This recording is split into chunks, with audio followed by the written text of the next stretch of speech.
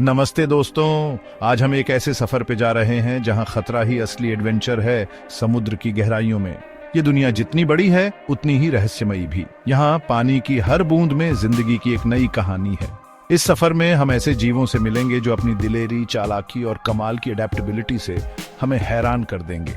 हम देखेंगे कि कैसे ये जीव मौत को चकमा दे के शिकार करते हैं, प्यार करते हैं और अपने बच्चों को इस अनोखी दुनिया में लाते हैं। तो तैयार हो जाओ, क्योंकि ये सफर आसान नहीं होगा, लेकिन पक्का ये आपके सबसे यादगार सफरों में से एक होगा।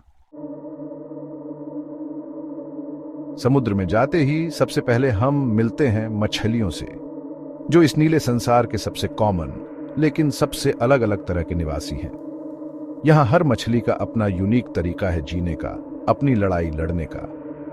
देखो, ये है अंगुलिका मछली। इस अंधेरे समुद्र में जहां रोशनी भी मुश्किल से पहुंचती है, वहां ये मछली अपनी पीठ पे एक स्पेशल अंग से तेज रोशनी पैदा करती है। ये रोशनी एक जाल की तरह काम करती है जो छोटी मछलियों को अपनी तरफ खींचती है और फिर झपट्टा अंगुलिका मछली का शिकार बन जाती है। यह एक बढ़िया एग्जाम्पल है कि कैसे समुद्र के जीव मुश्किल हालात में भी न सिर्फ जिंदा रहते हैं बल्कि खूब तरक्की करते हैं।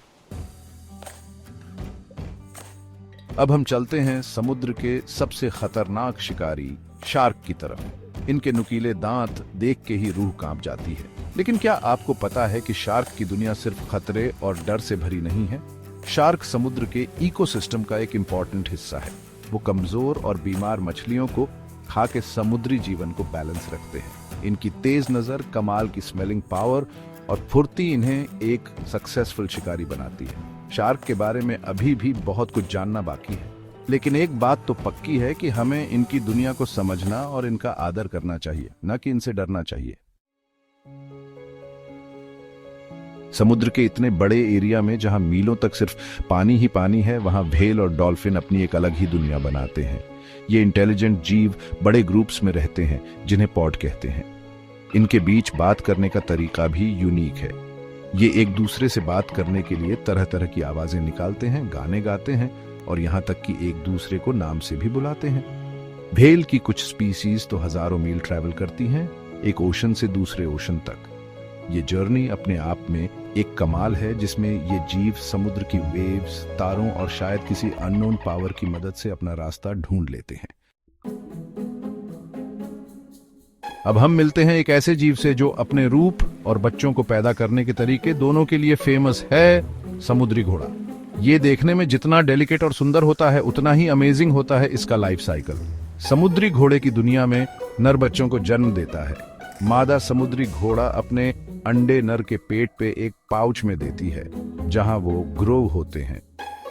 ये नेचर के सबसे यूनिक एग्जाम्पल्स में से एक है, जो हमें बताता है कि जिंदगी हमेशा हमारे बनाए रूल्स फॉलो नहीं करती, बल्कि अपना रास्ता खुद बनाती है। हमारे सफर का आखिरी स्टॉप है समुद्र के रंग बिरंगे गार्डन्स, कोरल रीफ। ये लाखों छोटे छोटे जीवों का घर है जो मिलके एक कॉम्प्लेक्स और अमेजिंग इकोसिस्टम बनाते हैं।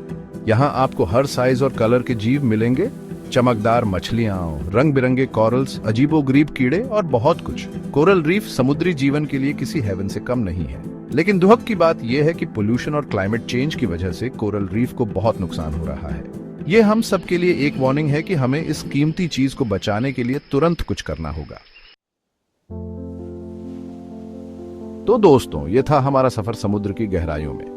हमने देखा कि कैसे ये विशाल नीला संसार अपने अंदर अनगिनत जिंदगियां रखता है, जो हमें हैरान भी करती हैं और इंस्पायर भी करती हैं। समुद्र हमें सिखाता है कि जिंदगी हमेशा रास्ते खोज लेती है, चाहे हालात कितने भी मुश्किल क्यों ना हो। ये हमें अपने प्लैनेट की रक्षा करने, उसकी वैरायटी का सम्मान करने और आने वाली जनरेशंस के लिए उसे सेफ रखने की प्रेरणा देता है। तो आओ हम सब मिलकर इस अमेजिंग धरती और उसके अमेजिंग जीवों की रक्षा का प्रॉमिस करें। याद रखना, नेचर के साथ हमारा रिश्ता जितना स्ट्रांग होगा, हमारा फ्यूचर उतना ही सेफ होगा।